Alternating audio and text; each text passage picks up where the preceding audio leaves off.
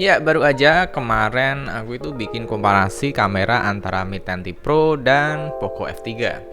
Dan sampai sekarang masih banyak yang tanya, "Bang, lebih enak yang mana bang? Mi 10T Pro atau Poco F3?" Padahal harganya Mi 10T Pro ini lebih mahal sih. Tapi entah kenapa banyak yang nanyain seperti itu. Tapi kalau diinget-inget emang Mi 10T Pro harga secondnya udah mirip dengan Poco F3. Jadi beberapa orang bakal rada bingung untuk mencari pertimbangan ngambil yang mana. Jadi di video kali ini aku akan bahas sedikit tentang pemakaian Mi 10T Pro dan Poco F3 sehari-hari. So, let's go. Kali ini aku akan membahas Mi 10T Pro terlebih dahulu. Mi 10T Pro 8256GB ini aku beli 5 bulan yang lalu di harga 6.999 juta atau 7 juta kembali 1000. Memiliki bodi premium full kaca serta frame aluminium. Beratnya 218 gram, jadi nggak bisa dibilang enteng sih. Bodinya juga tebel dan licin karena pakai kaca. Di dalam pembelian kalian udah diberi charger 33 watt. HP ini lengkap dengan double stereo speaker, tapi hanya dual SIM aja, jadi kalian nggak bisa nambahin slot SD card di sini. Jadi utamakan ambil yang 256 aja kalau bisa, untuk jangka panjang lebih aman. Mi 10T Pro memiliki layar IPS dengan resolusi Full HD+, dengan kerapatan 395 ppi. Walaupun layar Mi 10T Pro hanya IPS, tapi IPS-nya itu memiliki grade yang bagus. Dan hasilnya itu nyaman dipakai lama-lama di mata dengan refresh rate mencapai 144 Hz. HP ini juga support OTG dan USB Type-C untuk koneksinya. Buat saya, ini HP pertama di angka 7 juta yang menawarkan LPDDR5 dengan UFS 3.1.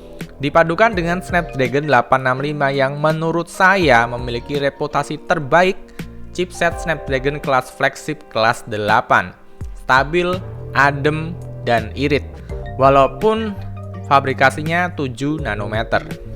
Performanya bagus dan memiliki setup triple kamera yang mendukung OIS, Optical Image Stabilisasi untuk kamera utama yang beresolusi 108 megapiksel. Dilengkapi dengan AIS, flash, serta mampu merekam hingga 8K, 8K, 30 fps. Masih ada juga kamera selfie dengan resolusi 20 megapiksel yang cukup untuk memenuhi kebutuhan selfie serta video call. Hasil kamera saya sangat suka dan masih yang terbaik di harga 7 juta. Performa main game juga bisa dibilang monster, walaupun HP ini tuh nggak ada embel-embel HP gaming. Bodinya premium, minimalis, menambah rasa bangga waktu make HP ini di kerumunan. Dan menurut saya, kelemahan HP ini tuh masih banyak orang-orang yang meremehkan layar IPS yang ada di Mi 10T Pro tanpa pernah nyoba sendiri.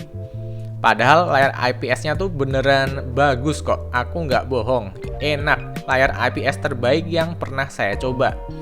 Lalu bodi besar, licin, dan berat bikin beberapa orang bakal lari ke HP yang lebih compact, misalkan Poco F3 yang baru aja rilis dijual akhir bulan April. Poco F3 memiliki harga yang lebih murah dengan selling point yang bagus. Dengan harga 5,5 juta, kamu udah bisa membawa HP dengan RAM 8 LPDDR5 dan storage 256 UFS 3.1 yang sama dengan Mi 10T Pro. HP ini memiliki berat yang lebih ringan di angka 196 gram. Udah dilindungi Gorilla Glass 5 depan dan belakang. Walaupun frame masih plastik, Poco F3 ini memiliki perlindungan IP53. Layar AMOLED E4 kesukaan banyak orang dengan fitur AOD juga menambah selling point yang ada di HP ini. Mendukung HDR10+ dengan brightness hingga 1300 nit. Ukuran layar dengan Mi 10T Pro sama, memiliki kerapatan 395 ppi. Tidak ketinggalan, stereo speaker juga disematkan. Hadir dengan Snapdragon 870 di harga 5 jutaan, Poco F3 menjadi HP performa monster termurah saat ini. Aku kira hasil kamera akan buruk ya, mengingat HP ini tuh sangat murah dengan performa yang gila. Tapi ternyata saya salah. Kameranya masih bisa dibilang cukup bagus di harganya, walaupun tidak terbaik, yang jelas tidak bikin kecewa. Hadir dengan triple kamera 48 megapiksel dengan perekaman maksimal hingga di 4K 30 fps. Memiliki kamera selfie 20 megapiksel yang cukup wide dengan perekaman hingga 60 fps di resolusi FHD. Jadi kedua HP ini tuh sama-sama tidak memiliki jack 3,5. Tapi disediakan dongle converter jack 3,5 to Type-C yang include di dalam box pembelian alias gratis. Sama-sama tidak mendukung SD card. Dan unit yang saya pegang ini sama-sama licin dan bisa ngaca di varian warna hitam.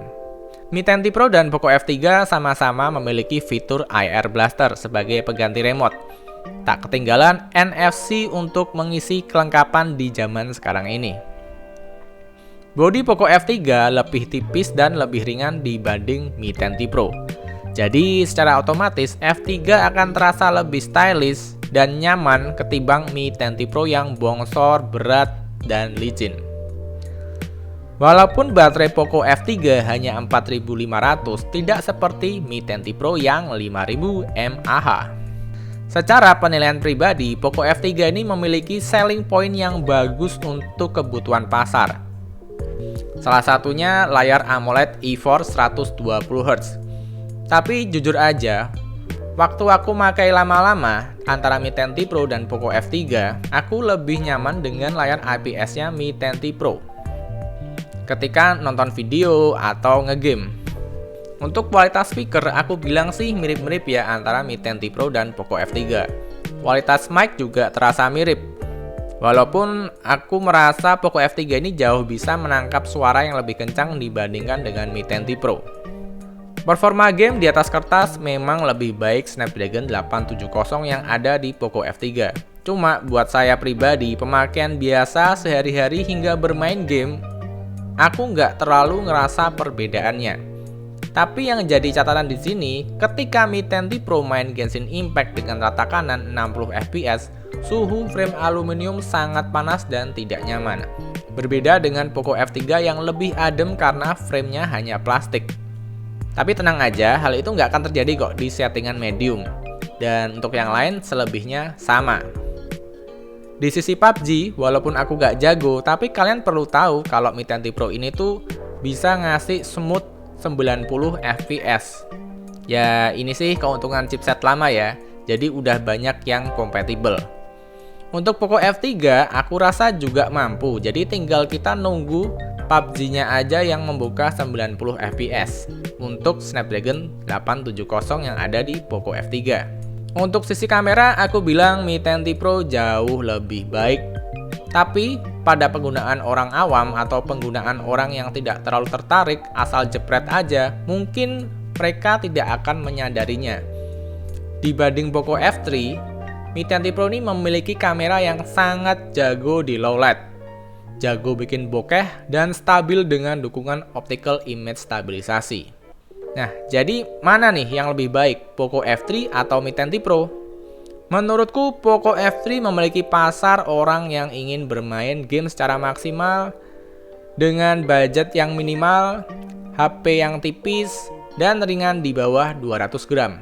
Desain juga kekinian, layar AMOLED 120Hz, dan PD untuk dibawa kemana-mana. Cocok banget untuk menemani tahun 2021. Kalau Mi 10T Pro menurutku sudah terasa agak sedikit tertinggal dari segi desain yang tebal dan berat.